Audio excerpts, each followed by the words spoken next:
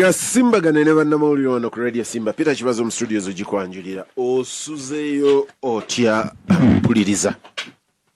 Wonna gy'osinzira otuuliriza tukwebaza okubeera ng'okola bw'otyo. Peter Kibazo, studio za Radio Simba.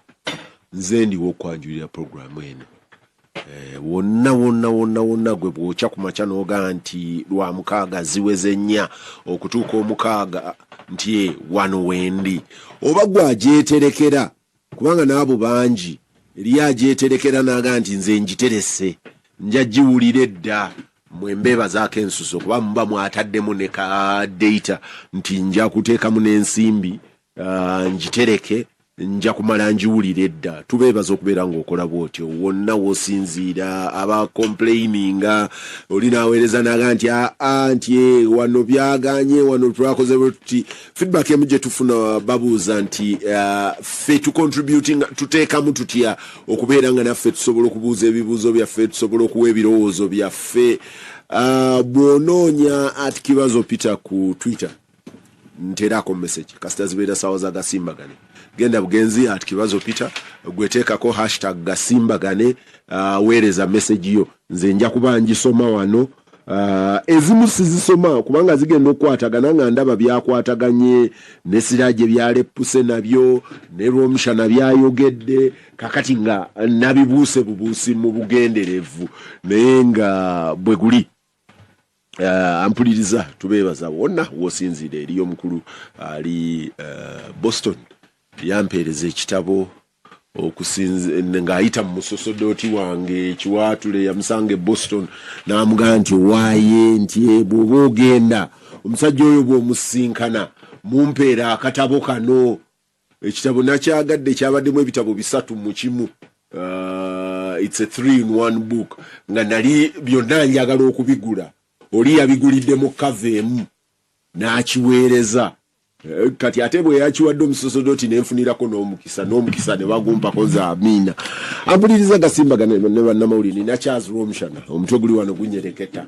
Nina Sirage Rubwama ajja n'amawulire n'aga wiiki eri aba yagakuŋŋaanyiza. Ne Sirage asomako bukedde ababukedde Sirage mwandi musasudde kubanga alabika asoma bukedde yekka. Sirage bimu tebabiwandiika mu bukedde manyi okuba ebifaananyi neeteteeka mu mawulire. Erina amawulire agamu naye nga tegamalaayo ensonga zaayo naye gwe osobola okugongerayo n'ofuna ekiri emabega waago. Kubanga olumu ogenda n'olaba omutwe ennaku zino wiiki eno nasituka nengula kopi ya bukedde ndwawo naye nina omutwe gwe nalaane nga bukedde akikubi. Nengenda nengagula nembikkula ndoza it was 2 or 3 days ago. Nagenza okubikkula okusoma nga story sigiraba netandika okunoonya story naye kati kyakola abakeedi mu kikuubo. Sewungu waleka yani siye Sewungu Sekawungu waleka foundation enzibu. Nayo foundation tugicreditingira nnyo mukulu owangabo. Nakolerako Sekawungu emyezi 4 uwa mu bukedde nga freelancer. Kati basudde bwafwa ne tumuziika ne bagamba mumpe transporting ngene nkoleki ngene nkole story y'olumbe lw'abasudde. Ko yindi kubo nti tulinayo gundi tulinayo report. Kati mvwayo nga report tayina story kati banoonya tuwe report konze musasule transport yange. Sirage baba computer nenjikubiraawo olumbe lw'abasudde balwaniddemu kondomu bazimwasizanga bijanjalo. Ezo ze story za Sirage. Ampuliriza Gasimbagane ne bannamawulire kyali sibuuza abantu abatuuliriza abaagalwa okusinganya b'emiwe emirungi Katonda w'amaanyi Katonda Bw'otunoonya ku YouTube channel ya Radio Simba gwe noonya Radio Simba ku YouTube. Gasimbagane is streaming live.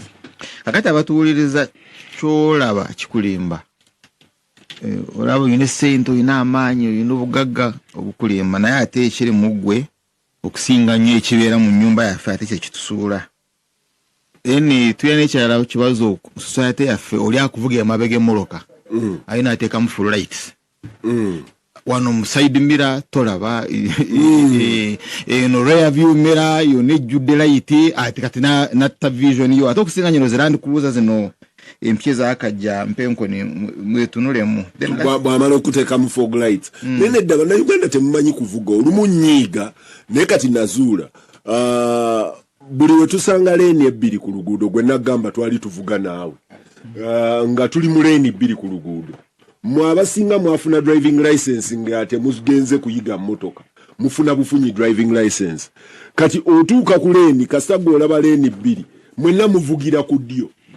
The basic is bw'oba oyisa Charles dda ku ddyo dduka speedi muyise koma weeno akusinga okudduka agende n'ebyo bannayuganda omusanga avuga speedi nkaaga alemedde ku ddyo agenda mpola mpola ye kakati gwe yiteeri abayiga bw'oba oyiga togenda eno ovaawo ku luguudo olina okusigala eno obeere ng'ogendera ku kyuma kiri kati temukomaawo amataala temumanyi gakozesa ku luguudo temubuuza ku luguudo n'amataala oli bwakukuba full lights alinga ali mu game park kati neweebuuza onaavuga ki kati bakozesa fog lights nga zirina kubeerako ng'eriyo mist ne fog wano tetulina fog naazikkuba n'ogaa nti kati oli agula emmotoka wali baganda bange b'empi bano bamuwanga agula emmotoka omuyindi najja n'amugaa nti anti ega n'amataala ge gali ku mulembe ne bagamuteeramu amapya fog lights and they are white lights because they are fog lights kati azivugira wano n'obuuza nekapere miskini sebo bempi nina gye mbasanga akawungezi ne leero ku Sheraton ngenda basanga gwe basange naye ebyo byabayimbi banyalo abayimbi bayine muwanga buza abantu bayine ebyabwe ntero bala basomanya bani abo sagala bogera ko manya kyembadde nyina yo kimu kibazo nze naye kasoke mbuze yeka muwanga abuze kyembadde nyina yo kimu basaba sajja kabaka musibe mutyanova niba na Uganda okutwalira wamu osaga musibe mutyanova nyabo ne basebo Charles ali muteeko ki gwa basajja ba kabaka oba banna Uganda okutwalira wamu basajja wa kabaka siba Uganda okutwalira wamu ese ni murangira ali wano kutaka lya bene mugeri enjawulo Peter njaga kwebaza nnyo abantu bonna abali mu lubiri lunaku lw'omukaaga n'obubaka obuwoomu Ssaabasajja Kabaka bwe yatuwa era mu ngeri mukaaga lwa Mande lwali lwa Mande Peter mu ngeri y'enjawulo njagala okusiimako saidi zeno gye tubeera eno nze naawe senga bannayuganda bonna batambulira olusi nange olw'obwangu ntera okikolako naye bannayuganda abagumira ku muleeni omanye eno gye tubeera eno okuyisa gw'otunula ng'omusiru osanga abantu bonna bali mu layini naye ng'olaba agenda okwinawega naye kati nze abantu bandaba batya ng'olaba buli omu agumiddeyo mu layini y'emmotoka atambula avuga verwenshama abatera okukasuka kasasiro munangadi mukwano gwange omu waliwo tukanga tulina okukasuka nga wali kirini nononya wekisuba n'oguma nabyo amenvu n'oguma nago ne kasooli n'oguma nabyo kakati anayikirabika naawe butambala omanyi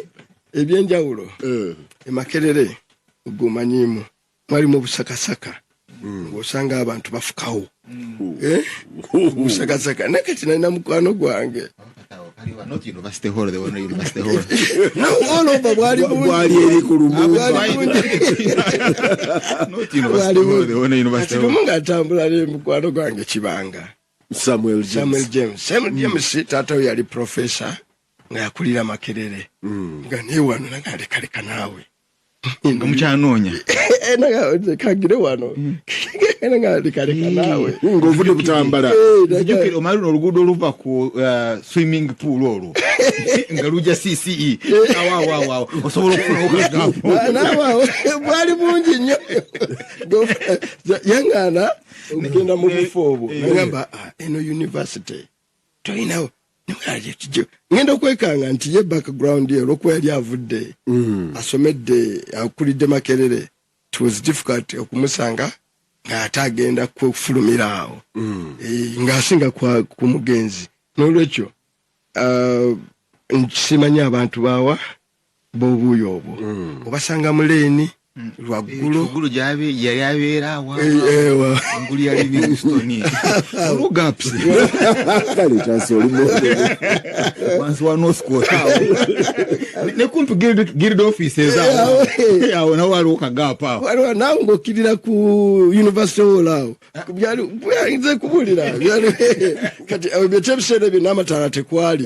It was an interesting scenario nga kane ng'abantu bamalirawo n'ebyetaago byabwe naye nga Kibanga gamba nedda sebo si kyampisa nnungi kakiringa ennaku zino buli alina ennamba ya gavumenti alina right of way nagamba kyalisi nze bw'oba ova eri nga ndi muleeni yange misikini onoonya gwe gy'ogwa buli alina UC alinga eyafuna right of way buli alina zino ene government vehicle alina right of way ne basooka bateekamu obutaala obwa double color obumanyi obwo double color ne bateekamu special ng'ombe obugombe obwo gayi nga bw'obeera ne heart attack ng'otwala omulwadde omusajja nza okukuba ekigombe ekyo ng'akuli mabega ate nga abusing with impunity ffenna babeera ku Masaka road ewava manya buli lwabwe amanyaga baali baseka simanya byajja bitya manya oyo yasala lwera komanya ati eryakaterega akyali terese komanya ati kati ndi ku lw'e Masaka bw'osanga ebisonda binyira simanya biki ng'omanya ati oyo weri mu bakwasi b'enseenene n'olwekyo batuyiikiriza okamala ne bafa bave n'ebitambala ena mu bugunjufuko obusingirewo mugambe ku b'e Masaka nti nkola si nnungi ne balirwana ab'e Masaka ntegeeza ab'e Masaka naye mugambe abayite Masaka awo kinkola si nnungi naye tufiiriddwa yali RDC mwami Seguya Abbas Seguya muganda wa Wagwa ne afudde tumuziika leero Mungu amusaasire ndabye Katerega ndowooza ono ng'abika ambasada Muhammad Kisambira mubaka waffe Iran twasoma fembi masters Mungu yamujjulidde eggulo ate abadde musajja wa byafaayo nnyo mu ntalo z'obusiraamu ennaku zino wamalidde ndowooza nga yaddayo Kampala mukadde n'ewandege yange ekibuli yavaayo Mungu amusaasire ate wandege yaripootinga kibuli Gasimbagane Njagala mawulire Katerega buuza abantu abatuulizza mwase mutabasaba ne banyammwe bali gye mukoze abafiiriddwa tubasaasidde nange nfiiriddwa mama wange omuto Hajjati Naalongo Idaya Namirembe afiiridde Kiruddu leero tumuziika enkya emuguluka Matete Mawogole essaawa 8 Mungu amusaasire ate abafuniddemu nabo n'embozaayoza Sirajja very briefly omanyi wange abadde ayogera wano nina MP mukwano gwange yali ayomba nnyo katumuwanga kayogeddeko ennaku ezo nali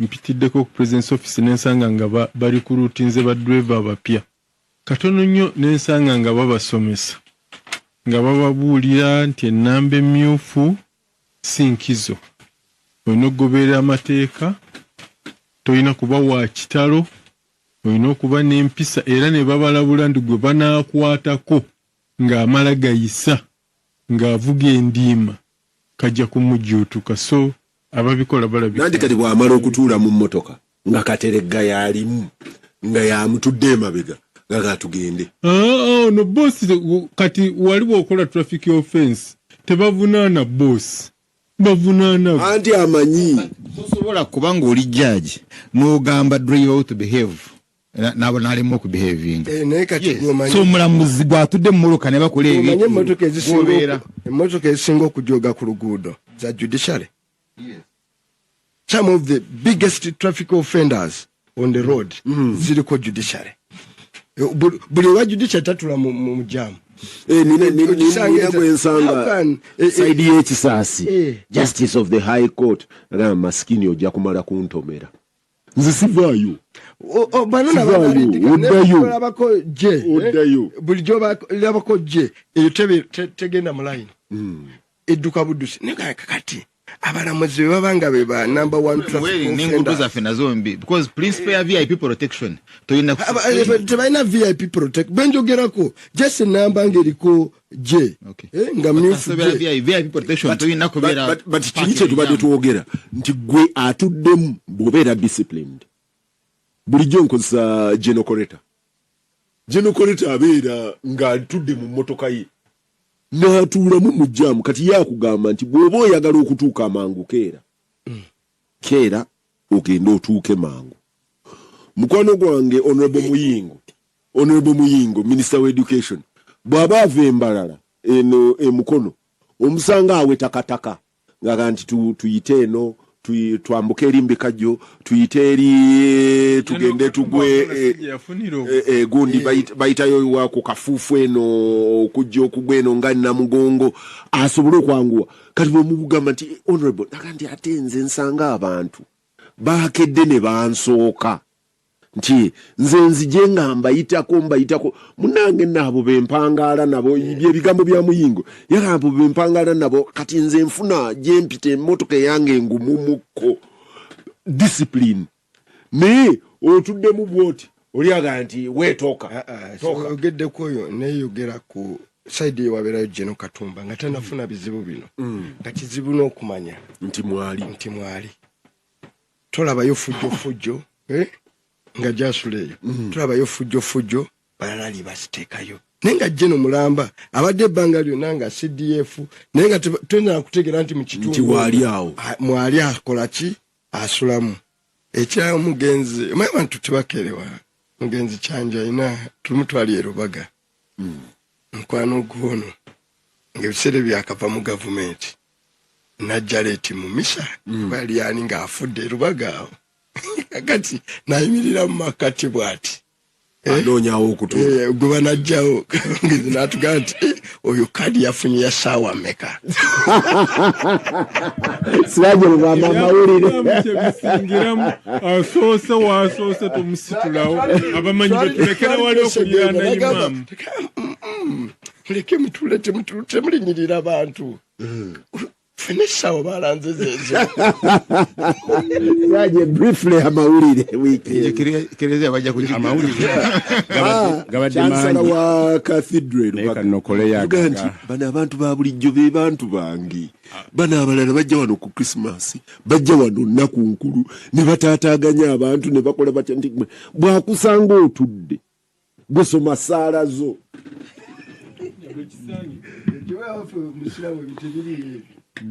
Mawira amakulu agamu ku makulu gabadde ga Ssaabasajja Kabaka kujaguza emyaka 3 siaje semberera omuzindala yakoledde speech eyasinze obuwanvu dakika 17 okuva covid yakoma yakonye kumpi ku buli nsonga ennene nga abantu actually ekigambo kye kachiwadi yabaddemu nti mukoleki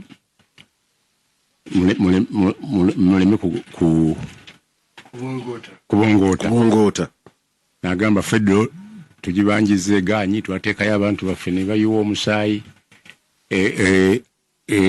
ekibbattaka nayogera ku nnyanja nayogera ku kitwala abantu abatwala abantu beeru babafunamu naye nga bo tebafunamu naagaate mwetundako ttaka yabadde yakamala okwogera speech eyo ku nnyanja ne kugwako enjega za mirundi 2 naye yasinze obunene yabadde wano ku Lake Victoria abantu 2 ne bafa otuukidde olwaleero oggulo nga bannamirambo teginnalabika naye abantu bagumbye awo ku nnyanja kuliko obulombolombo togyako mulambo gwongo ogufunye olinda gyonna ne giggwayo oba ne balangirira nti ate giweddeyo so mugumira embeera ebeerawo omuntu bwagwa mu nnyanja azimba n'akola ki paka baliru bakola ki ne police bwegamba bwetyo police si bwegamba naye abantu balina ebyabwe bibakola kati abamarini bakyalemeddwa bano bagamba bwe bigaana okutuuka ku sande bajja kufuna balubbira waliwo balubbira siniya mu nnyanja abasobola okugenda ne bakkayo ne bajjayo egy'emirambo egiriyo nga yakwata obutimba otherwise yandibadde evaayo teginaba wakyabulayo ennaku okuwakasa nti 5 days nakwanga guvuddeyo. Yes. Ate ekyo ne kibeeraawo ekirala kibaddemu kyekya olukiiko tabamiruka olwa FDC olwa NEG olukulu olwa FDC olwabaddemu entalo kachiwadi era yavuddeyo yabadde ya kulaba ani badi FDC ani good FDC nga bwekyatuuka ku DP mabega ne bonna abakatonga n'abanajja nakusiraje tewali wiki ewedde saaliwo anti lutalo lukyagenda mu maaso bagamba tebajja kulwa tebassa mundu ate tebassa mundu ekirala ekibadde mawulire nga satu abaluli baadde bamanyize okwekuumamu ogutaaka nga bagende balumba abalango abalango kwekalakasa kubalangiridde baluli bonna ne bayita n'ab'e Kampala bagende naye minisita yabagaye bagenda kubatuuza balabe nga bagira ekyo kyavudde kubadde kwekalakasa kwakubiri okuva ku baapa bavaye wajimani ne bajjawo ne balumba ekitebe kya majje kya poliisi nebisootingibwa ndowooza nabano bijja kusootingibwa naye ekiri eyo kyakibba ttaka na kunyaga bintu. Ekirala ekibaddewo mu mawulire kibadde mu judiciary bibadde bibiri. Kooti y'ejjinja yasingisizza pasite yasala omwana w'emyaka 4 obulago n'amuttanga yakufuna bugagga yamusabye mayisa yakkiriza omusango ne bamusayira kati bali abatakiriza bali bakyawoza abalala naye bamusibye mayisa ndowooza yandibadde defise nga yagenze mu process naye yanguyiriza kooti. Mawulire era ekibaddeyo kyekya omulamuzi Semwogerere linnya ery'ekisiraamu ndyerabidde yayambadde ng'omukazi n'agenda atuulira muganzi we ebibuuzo ku erodisi yerabidde oba ndyerabidde bamugobye infact yabadde bakamala ku bano bebakalonda ba magistrates abapya gundi gye ne bagisazaamu ndowooza takyasobola kuddamu kupracticinga walala. Ekirala ekibaddewo tebasonyiwa. It's not a joke. It's true. It's a joke. Yasibye n'enviiri yayambala ng'omukazi. Yes. Nze nalabye story nti magistrate yagenda n'atuulira muganzi we ebigezo ne bamukwata kati details esaalaba nti yayambala ng'omukyala. Nesiraje omanyi well constructed intelligence operation deep cover n'enviiri n'agira nakiri ande saraje byayagala Anita Amonge yadde yakavuba ku social media nga anywegera mu bawe Mwesa Anita I mean mukazi Anita what is the story nga anywegera ba mu lujjudde mu motoka yagenze ne waabwe naye video sinkadde joba doteekako yagenze bamugobye nga kibamulangira video nkadde yadde kamweche mbuza ago mawulire agalimu kumugoba eri abantu iwaabwe neka video kwotade anvuliriza Gasimbagane maliriza malaya mawulire nagebweru ECOWAS president mpya wa Nigeria de yakafuna obwa chairman nagamba tugenda kukkiriza bantu bawamba government nonde tugenda kubalwanyisa wayisewo wiki 2 naija ne wamba nija ne bagenda ne batuula ne bagamba tugenda kumujja kumuzaako begaseeko Bufalansa America ne bano bafunye ensezi bayamba bagamba temujja ke yawambye kati Nigeria kiyakoze kumujja kwa masanyalaze babajje waliwo ya spaces babagobyemu okuyingiramu ne bakola ki ne babanga bali awo batudde awo ekirala ekisembayo ndowooza bani abawambye gavumenti bawandudde bagaye kati mmwe ababba obululu mmwe yo tebakudita omusajja yagambye mmwe abanyigirizibwa ne mutabaako kye mwekolerawo ne muteerwanako mbu a slave that never resists is a problem. Kati bo nga baslave beerwanyeeko nakyuka nagamba nti naye nabo bapulezidenti abatula mu African Union abakwata ssemateeka zaabwe ne bazikyusa abo nabo bawamba nagamba abo ababba obululu abo nabo bawamba ababba ssente z'abantu abo nabo eyo kuddita nakakati tebalina moral. Why it's not a revolution nti bano okubba obululu okukyusa constitution n'okubba ensimbi bazikola nga balina amagye. These soldiers are the very reason why the other politicians. No. Chaz, you missed the soldiers' assertion. He's saying you cannot. Mpuliriza nsonyiwa ngambe kyalisi mu luzungu lwayinza okwanguwa okutegeera. You cannot accuse us of what you are doing. Ffe kye tukoze nammwe kye mukola. Fena tulwakyama. Temina moral authority. Temuyinza kuyimirira kadaala. Abo abakulu mubawe budde mulabe oba tebaabenga bali kubaana nini bawandiikira nnyo ne bagamba nti eno tekyali ameku eno people's coup. N'agamba Nyerere agamba mbu tokkiriza maje kuwamba kyekyali ezanziba mu 64 tewabiwagira n'obyegattanamu naye ndowooza ate byonna bye yali yalanga Obote yagenda okumala nga ate yasussizaawo. Ampuliriza Gasimbagane ddala ge gaakajooka ebyokulonda akamwami byabakama justice byabakama okuleeta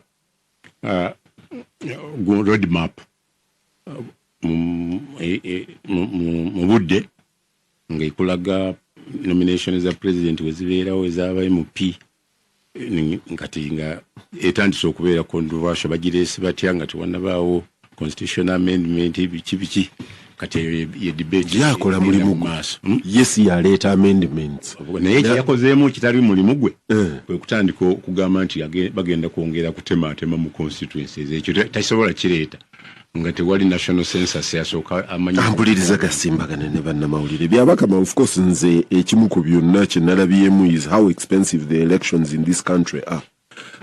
Nalabye yagala trillion that's a whooping amount of money. Naye ampuliriza Gasimbagane ne bannamawulire ekimu siraje kyamisinze kya Mwami Museveni yakomyewo wano okuva Russia n'agenda ne Sabia mbadde ngenda gamba Kosovo.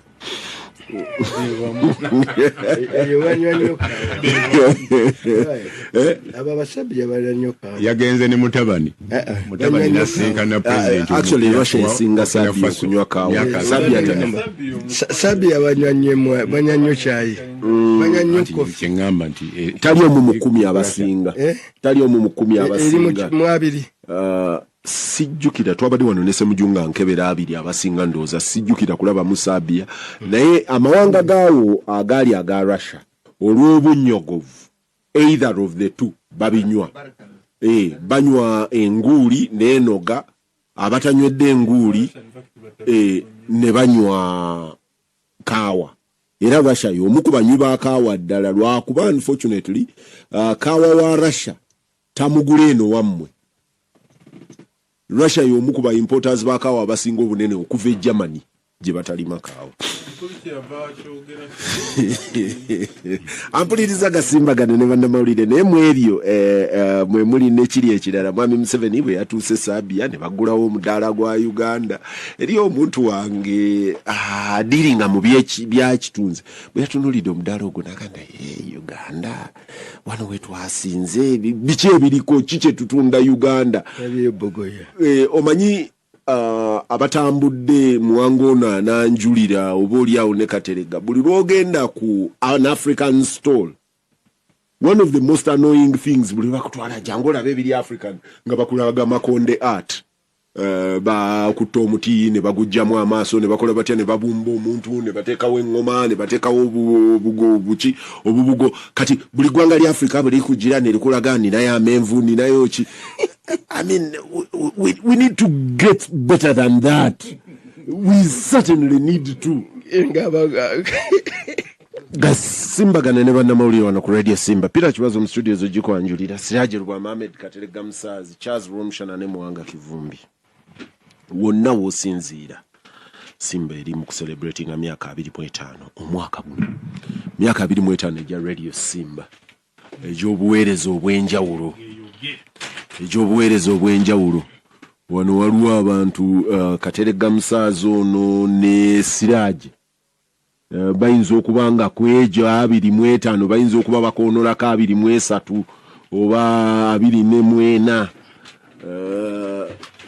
nabasangawo era sebo mwatusiima mwe mwatugira engeri yinjo ntugamba ne mutusingira abalala bangi gye mwatulonda gye tebaagala na kutwogerako nti naffe baveterani balina kani ekyama kya verity teweesembereza bakumanya ti butono yemmwe mwakola bulungi Katerega aterekera awo kolima because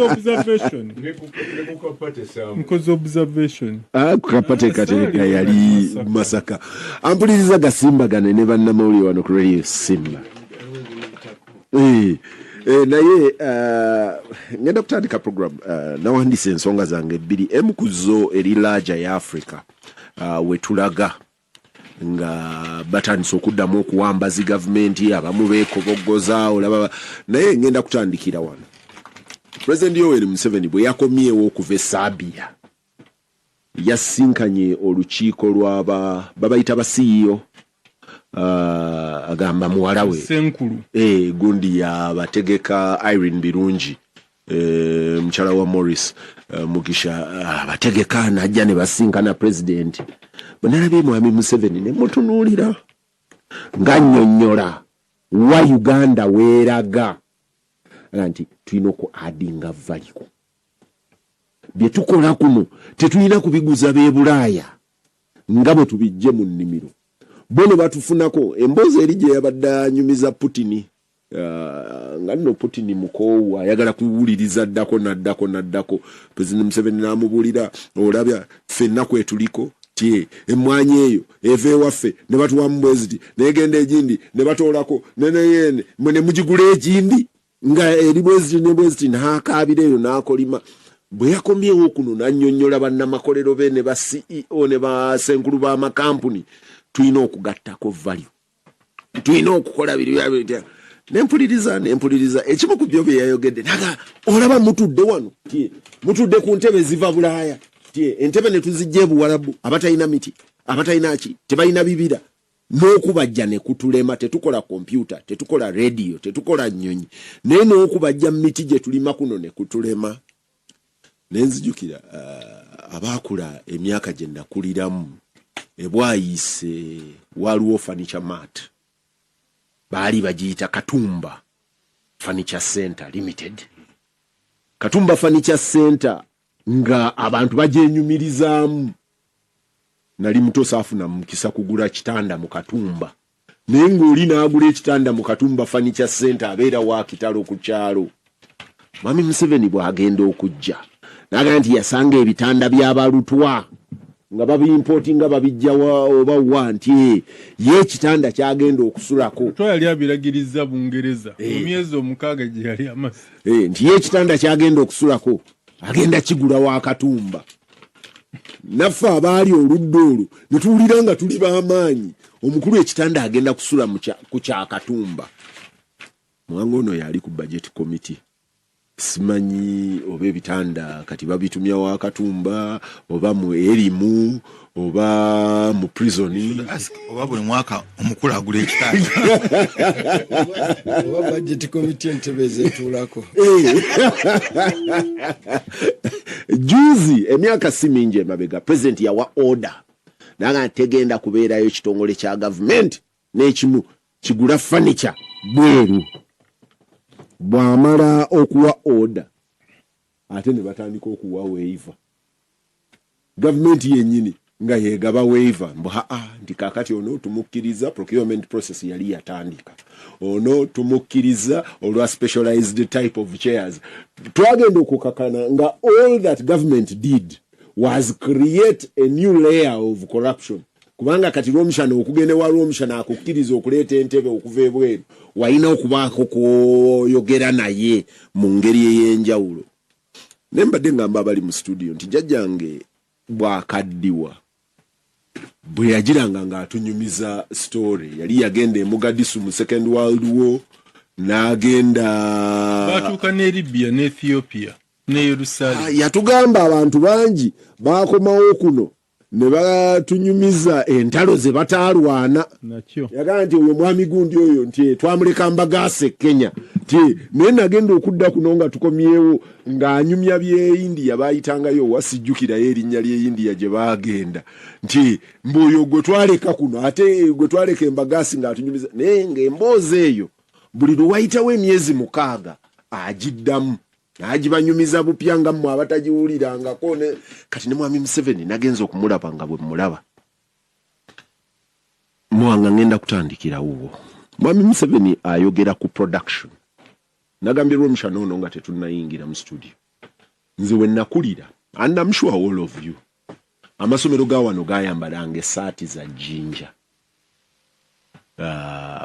jinja oyo yali wanjawulo abambambadde green abambambadde pink abambambadde kininga saati za jinja eno saidi yene Kawempe yali azikola yali Ryan Textile Industries saidi yeri yali Nightil naye nga amasomero ga kuno gonna nga kitegeeza nti cotton production chain yavanga mu nnimiro neemalayo ku textile nga wonna buli omu mwali nga mwali kati mwami Museveni bwe yabadde abinnyonnyola ng'aga nti pamba waffe tulina omwongerako ng'aga nti naye mwami Museveni ffe Ryan Textile Kawempe si mwe mwagikuba ekigo wano ne mugiguza abaagiteeka mu stowa za kasooli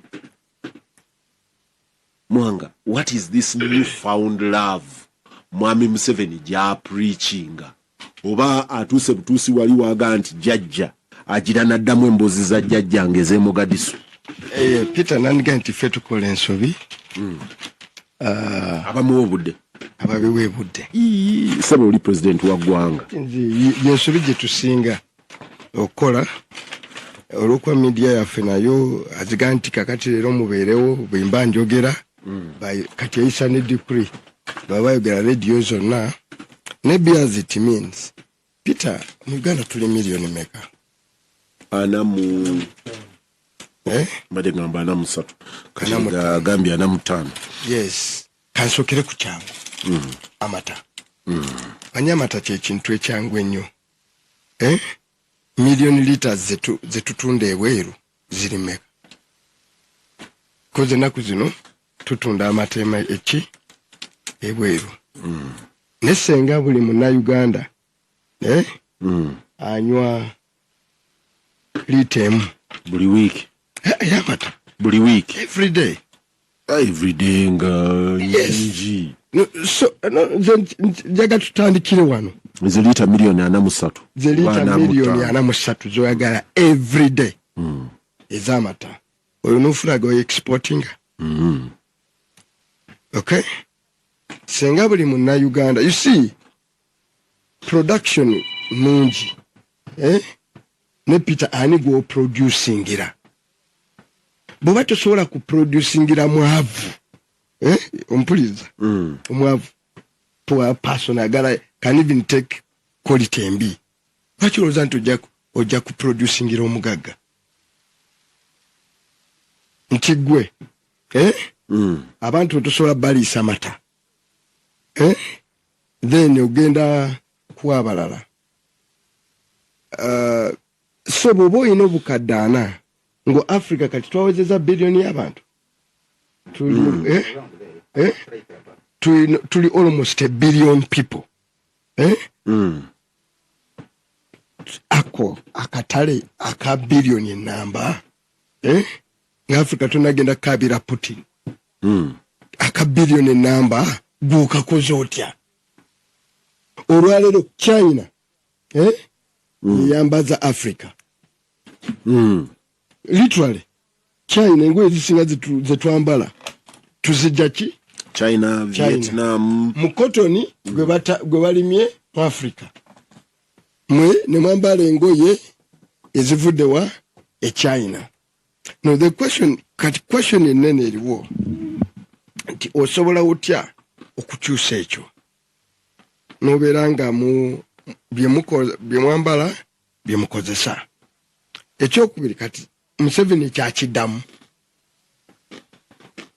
walese parish development model siye kati jafraga bearinga mu byalo. Mayipita ebintu ebimu byegendeze nga babyogerako lumu yagamba nti ajja kundyawo nakiteeka ne mu buwandiike ndimanyi statement yamunyiiza. Naye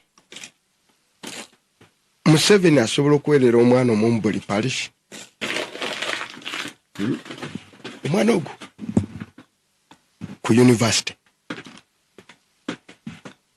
omanye parish ziri mmeka? Yes, nkubuuza one single put it this way, omwana omu newebeera mu primary but good quality primary school tamusobola mu university sa nja kuwa numbers zijja kwa amezinga. Tulina parishes meka? Tulina parishes meka? Emiruka omanyi lwaki twafuna 1 trillion? Tulina parishes omutwalo gumu. Kitegeeza buli mwana omu mu parish bandibadde abaana omutwalo ogwo aweerera 10 ezo nya. No. I want you see. Average buli parish ya Uganda tesobola kufuna graduate. Nga government yemuweeredde it cannot.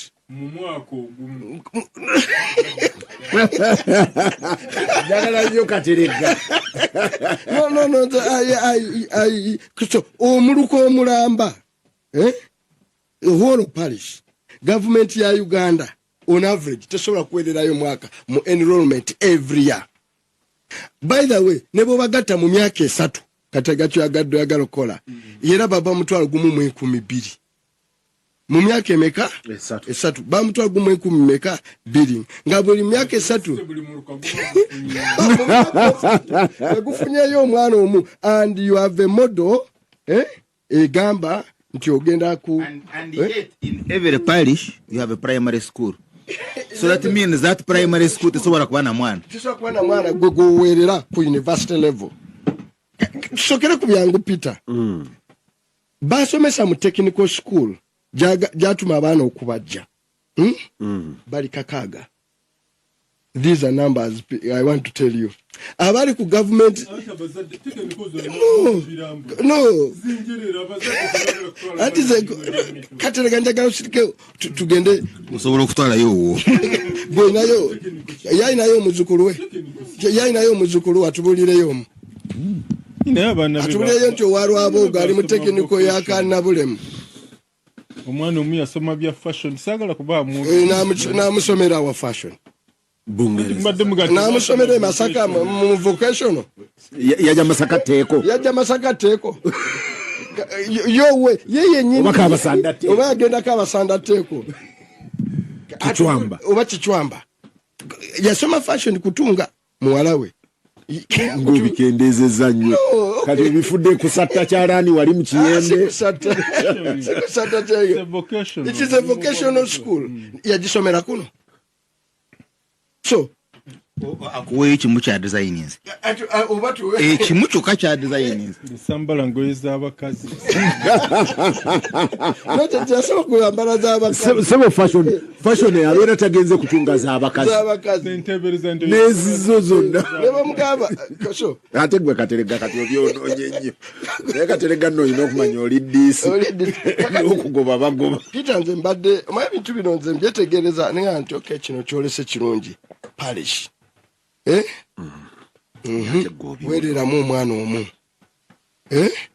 oba ku vocational oba ku university ineya takikola bali bagamba sebo katerege abali ku technical school bali abana abazadde gye batatwala no mano abano bano gye bagamba district quarter gye bagamba district quarter ne government school waloze bagaba bano basali bali 10 mu bitano gye bagaba basali ezo abasimbira kwa 10 abana abaqualifying Peter abafuna 2 principal passes mu Uganda bali emitwalo 12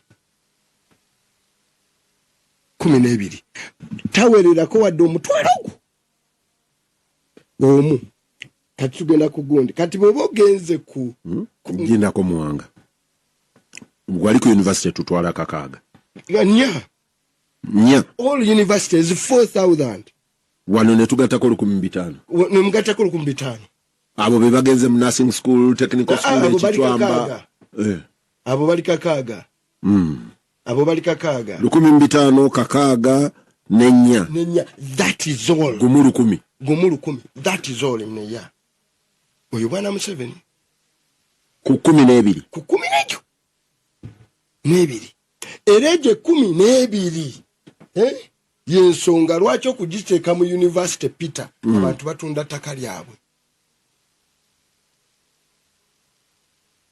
because Peter manawo badda ngoli go wasange ekisubi omujjukira nga bamugambe nti kaka olaba n'amasomero aga gavumenti bakutimbye okuwayo admission osoka kutwalayo banka slip nga litegerekeka lyakolamu okugamba katega wayise ne bakuwa ekyo tekigamba nti okugamba nti ffe tukuwadde ekifo komawo ne banka ki genda banka slip yiyo soko osasule tulyoke tukuwa ebyetaago kakati ensi lwaki nsookedde ku ebyo nga tetunagenda eri tetukola mwanyi tetukola nsi state mu mirimu gyeteeka okukola eyimiridde etya oyo Museveni gyayogerako because bajani naagala mba abantu temukola na mpiso temukola na biki ye president Yoweri Museveni ye mirimu gye agikola mbulira senga Uganda yali company nga Coca-Cola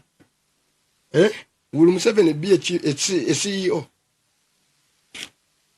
njenjaga tumubuuze senga yali company ekola magoba ngoba Coca-Cola oyo senga executive director wayo jakubuza kiki atakoze no nze nkubuziza bubuzi nze sibya bufuzi bulimba njagala katerega nga Museveni yagenze kukola mulimu gwa kubeera CEO wa company oba waliwo yinzo mu omulimu oba CEO nga siye kati the failure tojiteka ku private sector no abagabe emirimu nze kuganti bebera ya CEO bandi muwadde omulimu nga tunateka mulimu failure y'abantu be bakola so kugambe yes state functioning etya eyo gwe Museveni joyinawo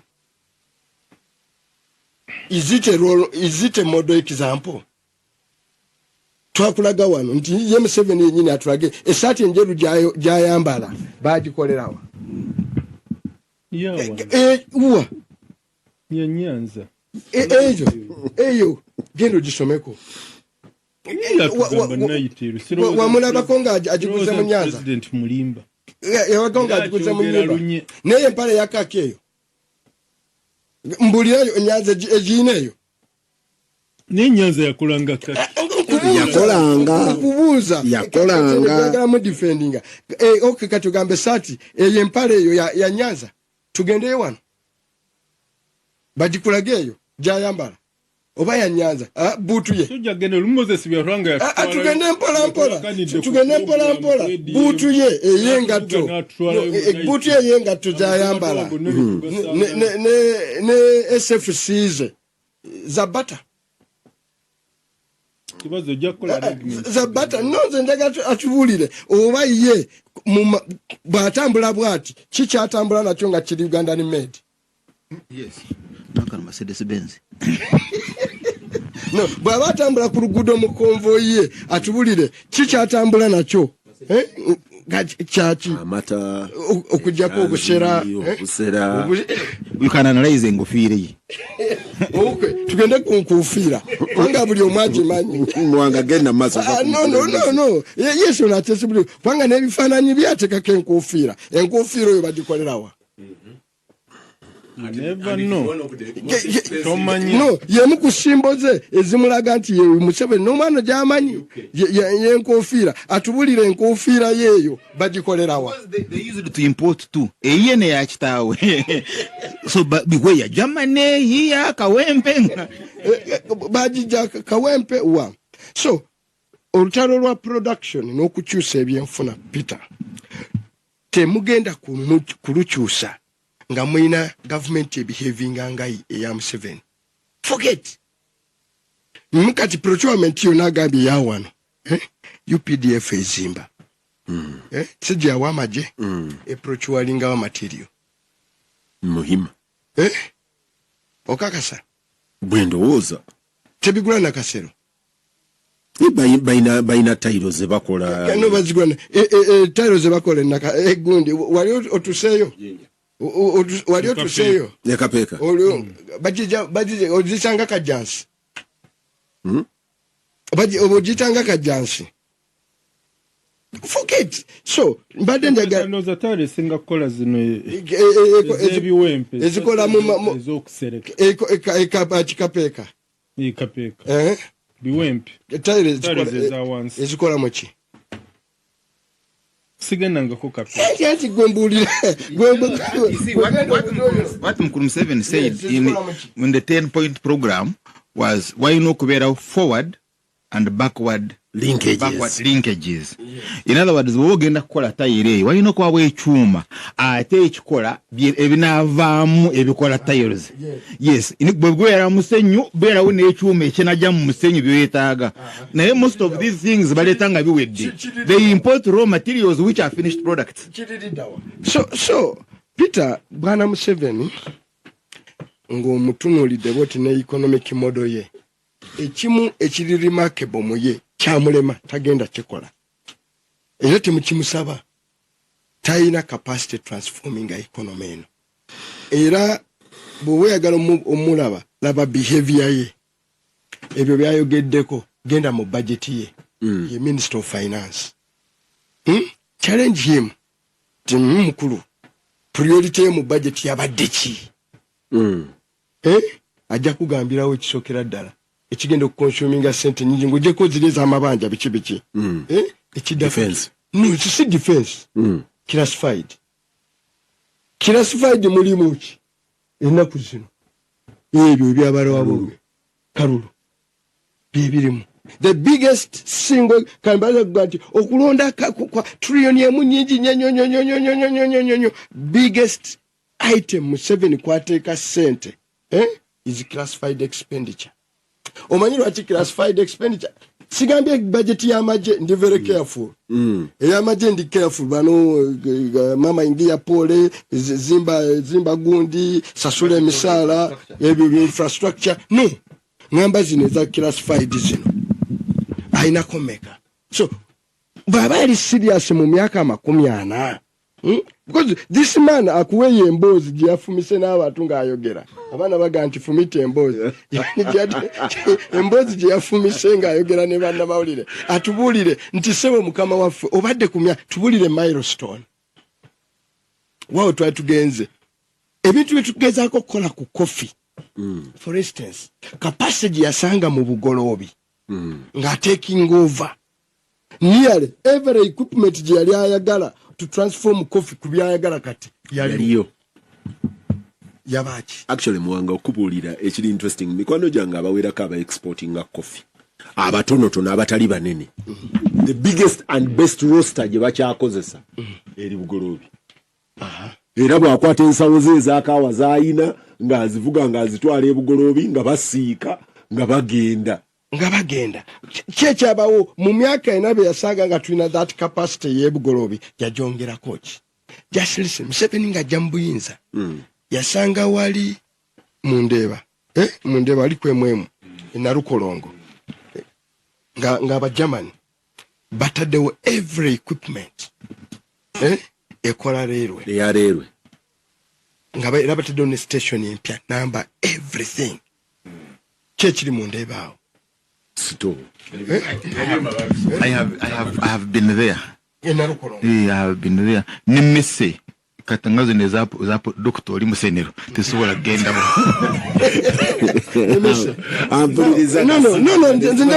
njagamba buli Museveni in between Luzira nogende na Lukolonge waliwo railway line it is supposed to create ebintu nga cheapest means of transport eri ku Victoria quarter line eri mutaka buried aba Tanzania no kanchukule how ridiculous Museveni's government works. Try to get a Tanzania port banaba port ye Tanzania olwokuba ina competition from Dar es Salaam nga bagamba Uganda feka tujje line yetu gisime tugisse kuki kungulu ku sente za Tanzania fellows abaina biro abaina bitruck kakati okukura the one who uprooted the railway ebyo belayine ebyo agenda abikolemu ebintu ebirala abismelting akolemu ebintu ebirala muntu wamanyi nnyo.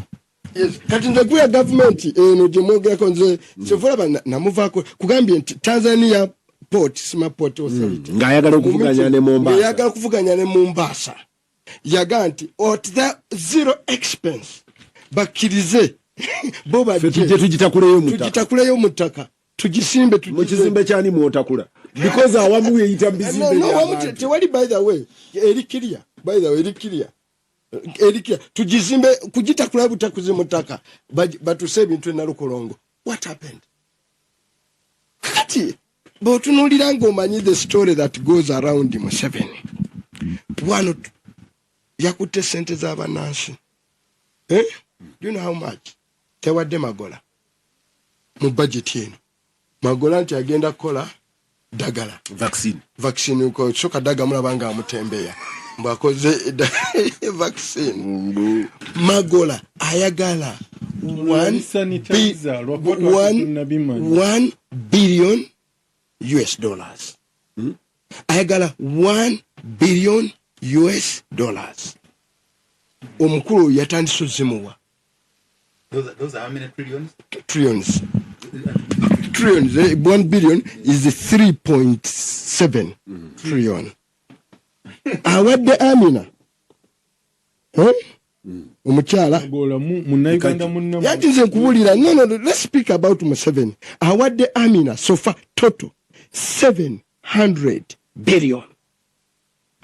Taleta ngai wadde ensawo ya sukali neji. Abidi Alam, no, let me tell you, this I on Google. Abidi Alam, yakoze chuma cha sukali, na kolane samba yachi, yebikajjo, as a private citizen, at 52 million US dollars. Google, the cost of setting up a coffee factory, a sugar factory, no jikola, kweri ku Google. The most expensive one. Nebi no jagala bichibe bakola byonna ku ebiri ojja bisanga babikola tebikyali koko taking beyond 100 million US dollars. Okola Yamina yali ayina okugulako nettaka anti. No ne bono gambe Abidi byonna yabikoze. At that bali barutukole be naraba baba wange mitwalo 12. Omitwalo ejo 12 Abdala muyawa mu nettaka alitwala kifuba. No tayimiridde bulu nebono sigamenti Abidi Alamu muwagira byakola ebimu just get me the cost. Kati wabe Museveni byafuddeko footmark yagamba wano naleeta omusajja yali wano oba yali mujjawa n'amuwa ebuguloobi factory okola engoye. What happened? Kana Nathan namugamba ebyo bya complainingako mbaka wa Sri Lanka mu Uganda kati oba ye mubaka asalira ndoza bidye byengo yabivaako kati mubaka. It was a military program. What happened to Kana Nathan? Kati bwana Museveni embozi janyumiza abantu. That was to access AGOA.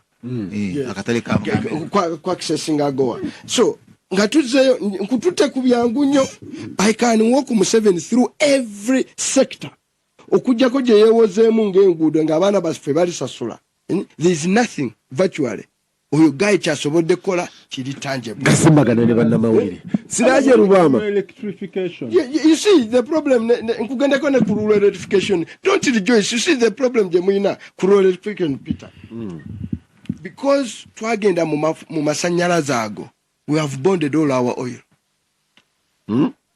Try wiping out sente zaffe zonna try tukufunye mu oil okuziteeka mu masanyalaze ago. And a huge national debt.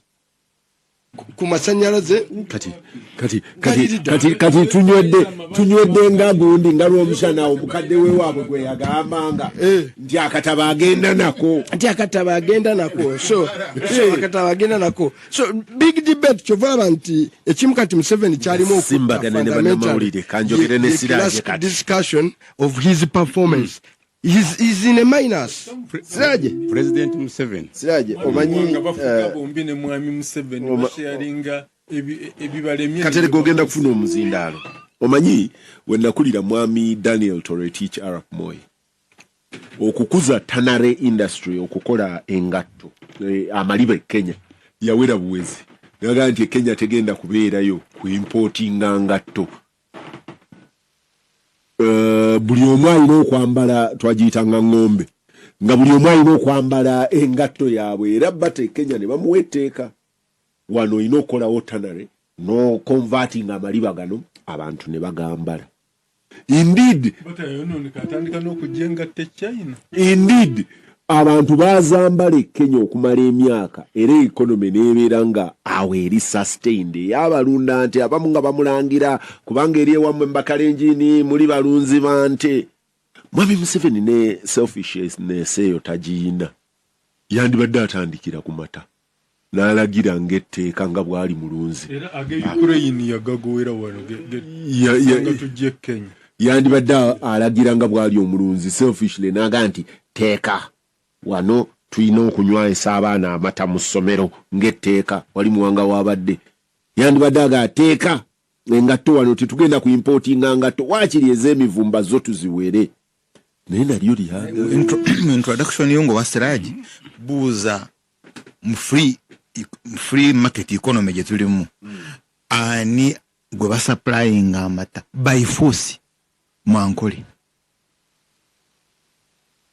gobo mbulira ndiwendo omuzi wankole nti alina freedom nti gwe kibazo kati bw'ogendayo ogula amata ogatwala gy'oyagala ogatwala gatunda ng'owebbeeyi ennungi nti farmers balina freedom balina choice okuwa genda obinoonyere Siraje President Museveni nili bagawangambwa economy ni bwakola tayinza kugizangulu tandikira ku nkizo nga ebyobulimi twafunye akatale k'emmwanyi e Russia anti lindako alondafuna akatale Museveni agenda okuva mu nsiko nga Coffee Marketing Board weeri nga ina abakozi 2,000 plus nga baleeta emmwanyi zaabwe ne baziprocessingira awo naliko mu lukiiko lwa IMF ne World Bank ne baŋŋamba that is 2001 nti mu 1989 bawayalinga biliyoni 4 okulistructuringa Coffee Marketing Board nga bano bakonvinsinze bagala kujjako bakozi performing ne bakola ki bwe bazireeta basala busazi bakozi compensation okuva mu 9 aba 9 bwe basalako 9 mu gumu nakati tebafunanga naye kooti yabawa biliyoni 3 zokka ezo zabulirawo wakati wa Bank of Uganda n'awalala mu 2018 ne bafuna 31 billion kooti ne ngezi bawadde abasolako 9 mu 2 9 mu 8 bamaliriza baziwadde kabonesa through KAA advocates sente ne zibula abafunako bannamukisa baali ono Minister wa Defense ne chairman wa Swabiri gwa FDC ne omulamuzi list lagirabako naye abalala tebafuna bannakati bakyakaaba omusango gubaddewo mu May last year Chief Justice ne pano y'abantu mu batano basala ne baga nti bana abafuna mu 98 bawo interest 25 billion nga bagitaddeko 35%. Naye omusango ne baguteeka mu high court gundi atone general n'abalirira nakati abakadde abo be baasalako tebafunanga ssente mujeri muluyo yateeka ati kabonesa azirwanira n'ekimanje kati nekibanga abo senga baafuna ssente zaabwe bandibadde bakola ekyuma kyafa Kananasani gumwogeddeko yali yakatuuka wano ne bamuteekako emisango gy'okubba ssente namukavalinga owano mugundi ku Buganda Land Court oyavaawo ne bamukwasa nga yakava mu musango ogwo ne bamukwasa okuteeka wano agowa mu kyuma ekyo byakolawo byebyo misota ne gizaaliramu simanyi abawala embeerera ne batafuna mirimu naye nga ssente ezo zandibadde zongera kukulaakulanyawo kati Kananasani sambaasadda kyokka naye alina woteeri nene gyamanaginga wano ey'omuyindi mu Kampala. Omuntu azijidde ku kiyumba ky'eggaali nga mubbi omufuula otya investor bye bituusa ne ku gundi ono omukyala gubagamba ani gubaali bawadde ssente za lubowa ne zivaawo ne zitakola kati Museveni mwanya gyagadde ku ssaawa ki nga ne structure yafuuma ebyuma baabitunda byonna ne babikola ki ripooti eyaliwo eraga gibaleeta mu palamenti eraga baani abaabitunda baki abaabitunda kati ajagadde ddi okuba nti kati agenda kuteekamu ne ssente ziwadde omuko bilioni 3.7 anoonya akatale k'emmwanyi mukatali mmanga yona kikolo kya mmwanyi so okunoonya akatale teweetaaga kubeera nga walima omukulu omukyala abantu bali mu mmwanyi nkuwa information nabadde neewala ebigimusa nenoonya busabwa nti ng'ezaffe tezimala neŋŋendako mu ebiraalo mubitegeera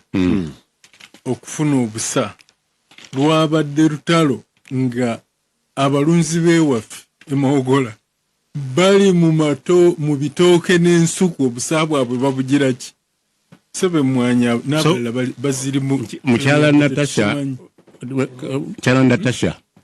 Kimentale ye bw'aba atuyambye atukolereyo paati 2 tumuwe ebyeyaleseeyo abantu bebasaana okujjukira nga bagenda mu maaso naddala eyo mu Coffee Marketing Board Lint Marketing Board nze nkulidde Mbuya nga waliwo flats zonna bazitunda abakozi ne babagoba nakati tebasasulwanga so agenda kwagala atyamata anini nga ne gyeyalwanira teriyo cooling system nga ziri eri abagamba magalete mbidomola ate olugira ne bagakwata ekyobugagga kyeyabawa kwe kubawa monument y'obuwangwa bagenda nga balambula buli mwaka so ndowooza President Museveni ekizibu kati kyalina sigamba nti ayagala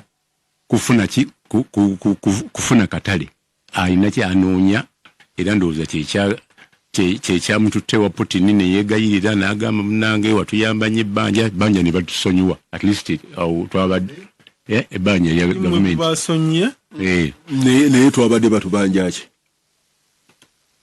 Uganda and Russia actually for purely correction Uganda ebadde egula Russia ng'egula ku companies amakampani tegasonyiwa Uganda e Russia mwango na ayinza okuba nga ajja tubuulira Uganda byegula e Russia bwe mugula ebyokulwanyisa sente muzi front loadinga siza amabanja tosooka kufuna noga nti olisasula edda nawe wakati Uganda egula mu bibanda so botunuulira even ne ngala ikidizi Toyota cars tugula company ya Japan Toyota area tugula mbana ya Pakistan yugiro yeri mabega wa Coffee Marketing Board Museveni nga yakajja so kati bwe mwogera ku basonyi amabanja tuyinza okuba tetulimu bayogera muwanga ndozanga mukaaga tetwalimu omukaaga kali gakuwa buyambi abali olunaku naye amabanja Russia lend the money it even lend zero sente naye mu Uganda ebadde ekolaawo ebbanga lyonna yaggwa ne batagiwa sente yali asobola okufuna capacity